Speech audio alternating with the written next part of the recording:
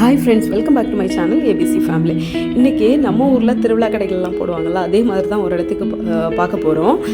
இங்கேயும் இந்த டைமில் வந்து நிறைய இடங்களில் வந்து இந்த மாதிரி கடைகள் போடுவாங்க. ஆனாலும் இது வந்து கொஞ்சம் ஸ்பெஷலாக இருந்துச்சு எனக்கு.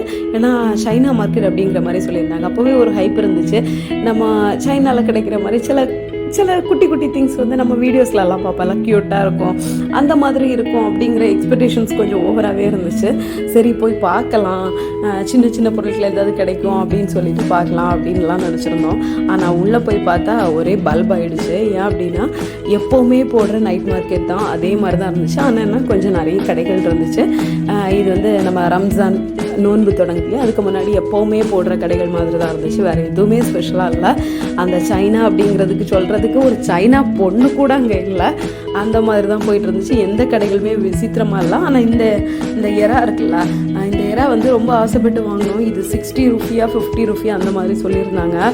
ஆனால் எடுத்து பார்த்தா அதோட ஸ்மெல் இருக்கே, தப்பி தவறி கூட வாங்காதீங்க. நம்ம இந்தியன் ஸ்பைசஸ் பிடிச்சவங்களுக்கு இது யாருக்குமே பிடிக்காது, அந்த மாதிரி இருந்துச்சு. ஏன் அப்படின்னா அது வந்து அதோட ஸ்மெல் வந்து ஒரு மாதிரி ரா ஸ்மெல்லாக இருந்துச்சு. சத்தியமாக வாயில் வைக்க முடியல. இதை தோட உடைச்சி அவ்வளோ பச்சையை வேகாத மாதிரி இருந்துச்சு. அப்புறம் நாங்கள் வந்து தோட உடைச்சி அவங்கக்கிட்ட மசாலா போட்டு கேட்டோம்.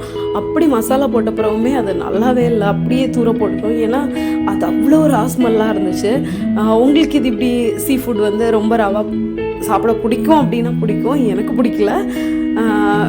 உங்களுக்கு பிடிக்கும் அப்படின்னா கமெண்ட் பண்ணுங்கள். எத்தனை பேர் இந்த மாதிரி பல்பு வாங்கியிருக்கீங்கன்னு கமெண்ட் பண்ணுங்கள். கண்டிப்பாக ஹொலுமாலையில் இருந்தீங்கன்னா போய் விசிட் பண்ணுங்கள். சின்ன சின்ன நமக்கு வீட்டுக்கு தேவையான பொருட்களை வாங்கிக்கலாம். பாய்.